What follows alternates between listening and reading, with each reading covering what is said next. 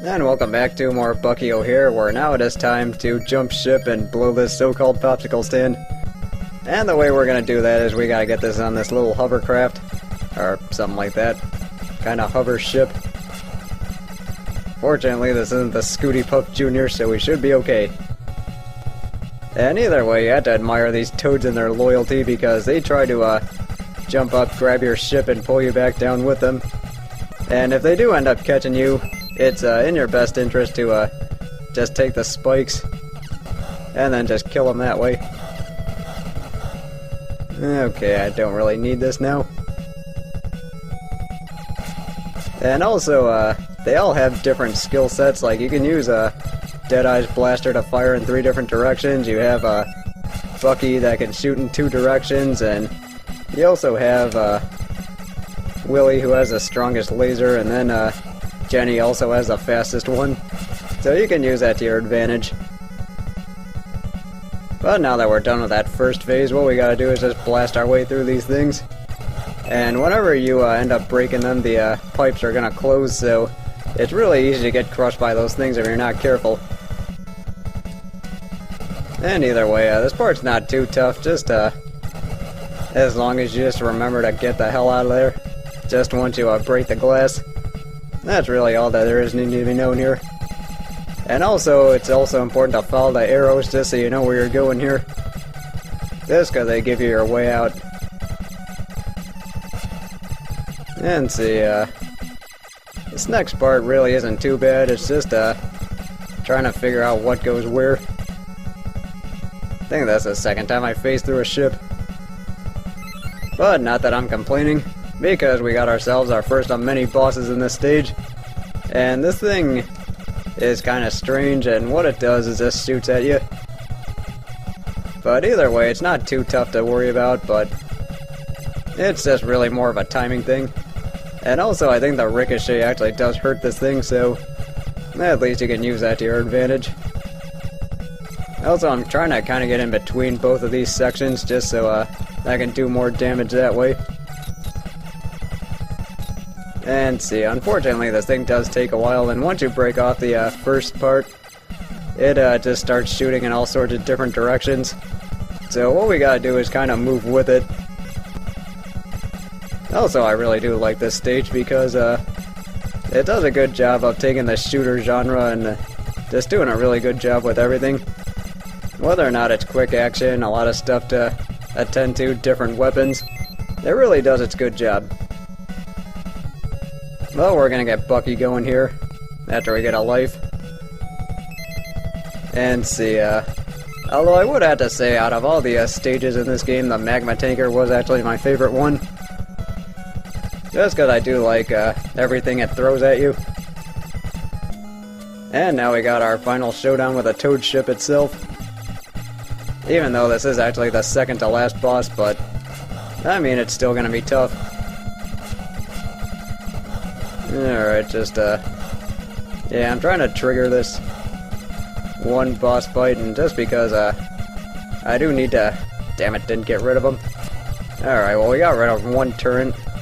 So that's really the hard part here, is that, early on, those turrets are gonna be doing a lot of damage to you. And that is something we do have to be aware of. Also, if you get in between the, like where it starts turning pink, if you are able to get in between those shots, then you can actually do double the damage, which is always good. Alright, somebody please die. Yeah, unfortunately that wasn't gonna work out. But yeah, the way this boss fight goes is that the first phase is the toads jumping at you, and then the second phase is you have to evade those turn shots. And then the third phase, oh, at least I got my life back. You have to worry about that ship shooting for you from behind. And then, let's see, after that you have to worry about that last part with the toads attacking from front, or from in front of you. Alright, well that didn't go well, but let's just see how this goes. Yeah, so like I was saying before, if you can get in between the shots and the or between the rocket and the, I guess, the blue flames, then you can actually do double the damage. I don't think I'm gonna make it here. Alright, well I was able to, alright, see if I can't get rid of this one at least. Okay, please die soon. Alright, we got rid of that turn, so that's gonna make things a little bit easier, but I still have to kill this thing. So what I gotta do is just stay on point here. And once you get rid of the turns, the boss fight actually becomes significantly easier. It's just a matter of surviving until then.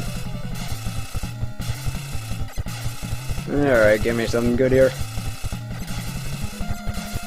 So we just gotta blast away and then avoid that one shot. And normally it takes about 3 passes or so to take care of that thing. So, yeah, that's kind of the way this boss fight goes. Alright, just get over there. And you kind of do have to get in before the shots start firing, otherwise that thing's gonna hit you. Also, Bucky is useful for some of these phases, and then I'm using Willy because of his power shots, which is always good. I mean, see, Jenny can shoot faster, as I've mentioned earlier. So, I mean, that's why you can also use her in this part. Alright, go up more.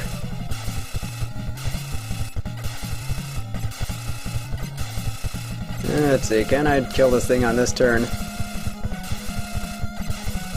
Alright, good, beat him.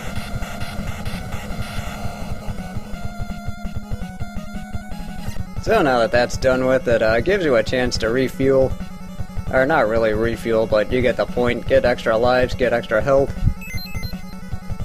And then we can use that to our advantage. And now that that's done with, we're almost done, but not quite, because we got one final showdown with the Air Marshal. And see, the thing is, this guy moves in a diamond pattern, and you kind of have to, like, move with him, so to say. So, like, if he starts going one direction, you kind of have to move in the opposite. Kind of like mirroring him. And I'm using Bucky here just because I feel like his ability to shoot from behind is important for taking this guy out. Let's see, fortunately this guy's a lot easier than the Toad ship. Just as long as you know where to go to avoid his bombs. And also it doesn't help if you make direct contact with him. Also it is important to misdirect him by making him throw the ship one direction and then you end up going the opposite way, like that. So that's a good thing about misdirection. Also instant kill lava, so that's just something else that we need to know. Alright, he's done. And that is the end of Bucky O'Hare. I mean, unfortunately you don't get like a huge epilogue, but... well, actually you kinda do. But let's just go ahead and watch it. So either way, now that we've taken care of the Toads...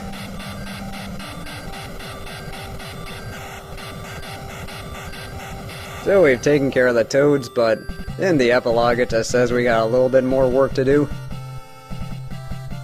I mean, it is one of those good endings that, I mean, doesn't really try to overdo anything and doesn't really try too hard, which is one thing I can respect about it. Although I do love this ending music too. But overall, for my final thoughts on the game, this game does do a great job with problem solving, just like I said about Little Samson. And what I do love about it is how you can use different characters and different skill sets to make your way across certain things. And then the stages themselves are pretty tough, and that is one thing I enjoy about this game, is that even though it does start out pretty tough, you do get better at it.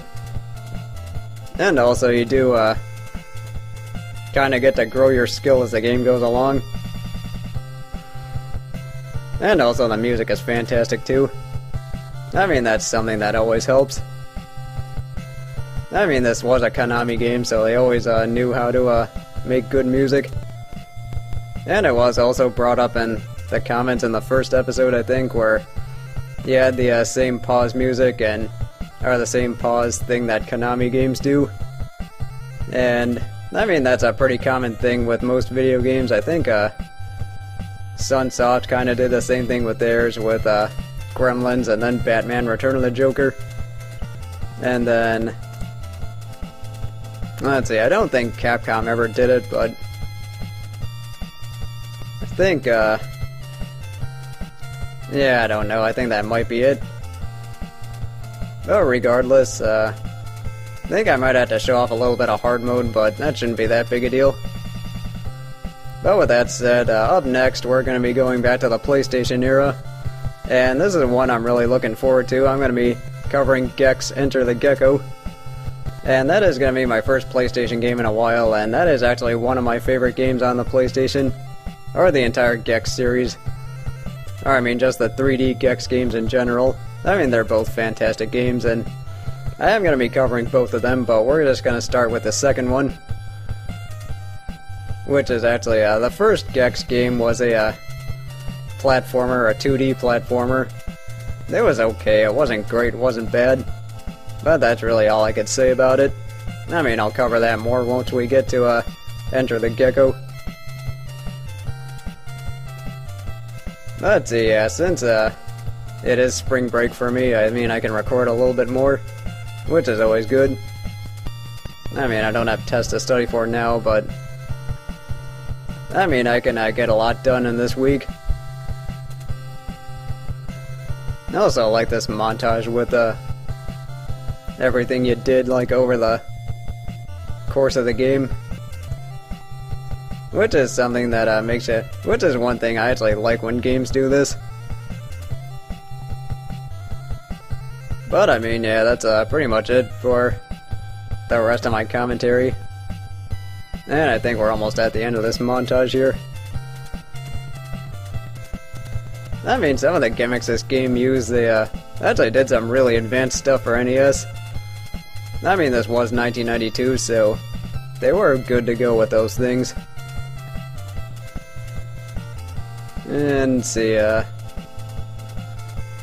I think that's the way we had to do it.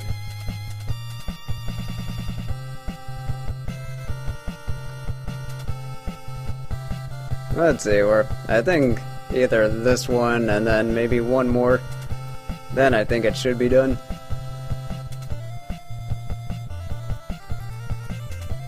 But all in all, I really did enjoy this game, and this is actually a game that's a lot of fun to do blind, just because you see yourself getting better as you end up playing through it. And there's our classic thank you for playing. Wait, thank you for your playing. Nah, well, I'm not really gonna complain there because I've seen a lot worse as far as translation goes. And speaking of which, I'm gonna start recording Mega Man X6 soon, and that's gonna be one that I'm probably gonna have to start recruiting commentators for. I mean, I might start doing that this week. Yeah, that is definitely gonna be one that's gonna be a blast. But with all that said, thank you guys very much for watching, and I will see you soon in the next one.